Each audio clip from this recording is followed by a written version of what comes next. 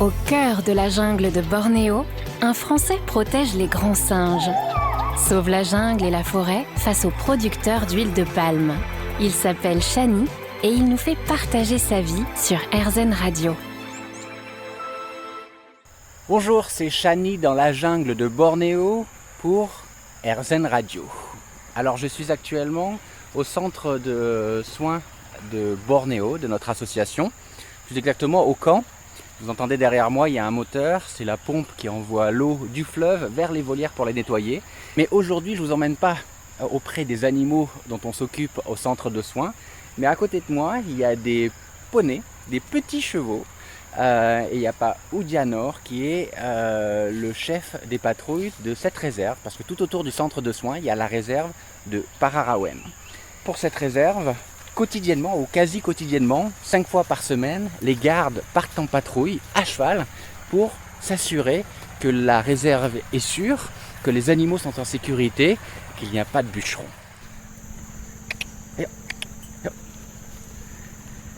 Voilà, je suis monté. Oudi, le chef des gardes, est devant moi.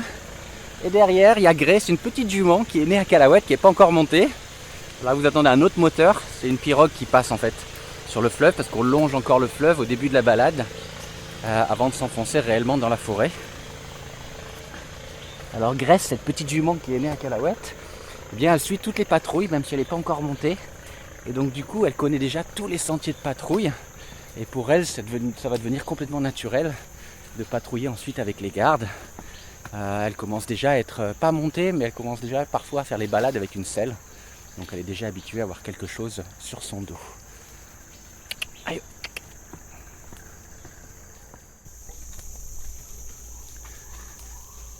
Donc on s'enfonce doucement dans la forêt. Alors les chevaux sont vraiment tout petits, c'est vraiment des poneys. Mais ils sont adaptés justement à la végétation très dense, à la forêt. Ils se faufilent un peu de partout. Et on fait des patrouilles équestres comme ça dans cette réserve, la réserve de Pararawen, donc qui fait 304 hectares.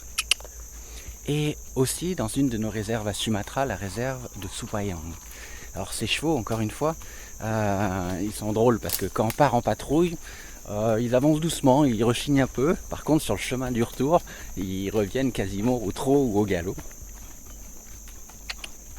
Et donc il y a Grace, la petite jument, qui est née à Calaouette, qui nous suit, parfois qui nous précède, comme là elle est juste devant, parce qu'elle connaît déjà très bien les sentiers de patrouille. Alors devant moi, Oudi, est donc le chef des gardes de la réserve. Il travaille avec Calaouette depuis plus de 10 ans. Il est originaire du petit village qui est à environ 3 km au sud de Calaouette. Et c'est lui qui dirige justement le planning des patrouilles, les endroits sensibles à aller surveiller. Et aujourd'hui justement, on se rend à l'extrême sud-ouest de la réserve, là où il y a des activités illégales. Je vous en parlerai plus tard. Et on est obligé d'aller s'assurer que ces activités n'empiètent pas sur la réserve.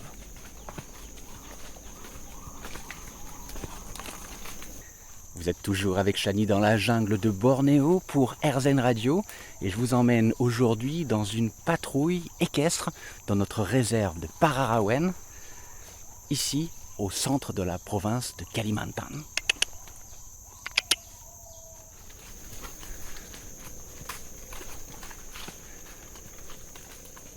Alors pourquoi des patrouilles équestres ?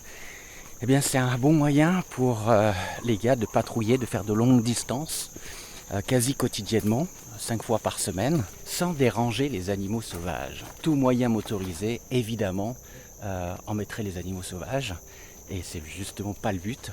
Et avec des animaux, des chevaux, eh bien, on ne dérange personne dans la forêt, voire parfois, la présence des chevaux va attirer, par exemple, les cerfs. Et on a comme ça des cerfs qui s'approchent de nos infrastructures, même simplement parce qu'ils sentent la présence des chevaux. Là, il y a un gibbon qui chante pas très loin de nous.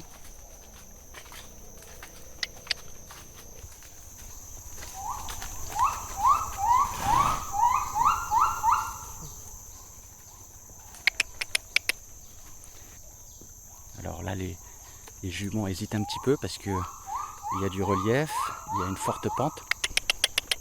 Et avec les sols détrempés, on doit avancer doucement. Les chevaux ici ne sont jamais ferrés parce que justement la terre est extrêmement meuble, il n'y a pas de roches, il n'y a pas de cailloux. Donc les juments n'ont pas besoin d'être ferrés. Et évidemment, elles sont toujours surveillées par nos vétérinaires.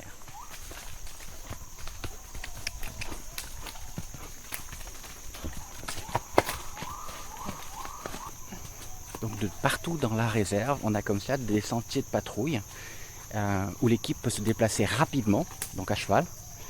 Et puis ensuite, s'il y a quelque chose de précis à aller vérifier, eh bien les chevaux sont laissés sur le sentier de patrouille et l'équipe continue à pied pour se rapprocher de l'endroit où il y a une problématique quelconque qu'il faut aller checker. Hop, il y a un peu de rotin et c'est un peu souci. Donc là, Paoudi est en train de nettoyer et descendre sa jument pour couper le rotin qui risquerait de piquer les chevaux.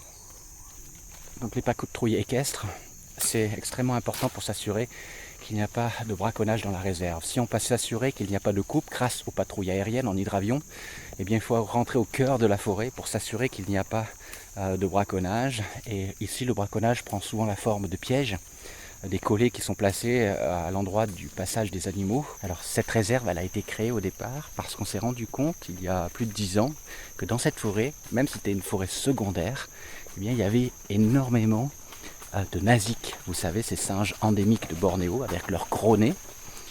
Et pour sécuriser leur territoire, eh bien, on a commencé à travailler avec les villageois pour créer cette réserve. J'avais missionné un étudiant qui a suivi les nasiques pendant de nombreuses semaines pour connaître leur territoire. Et c'est comme ça qu'on a commencé à sécuriser toute la forêt en fonction du déplacement des nasiques. Et on s'est aperçu qu'il y avait des soucis, des activités illégales au sud-ouest. Et pour éviter que ces activités illégales ne menacent l'habitat des nasiques, eh bien, on a étendu la réserve jusqu'à aller à la limite des parcelles qui sont problématiques pour s'assurer qu'elles n'allaient pas s'agrandir. Je vous en dis plus dès qu'on arrive sur le site. Et je vous en dirai plus surtout dans le prochain épisode. Donc je vous dis à la semaine prochaine sur RZN Radio. Ciao. Rendez-vous la semaine prochaine pour un nouvel épisode sur la vie de Shani. Et dès maintenant, soutenez son combat. Rendez-vous sur kalawait.org.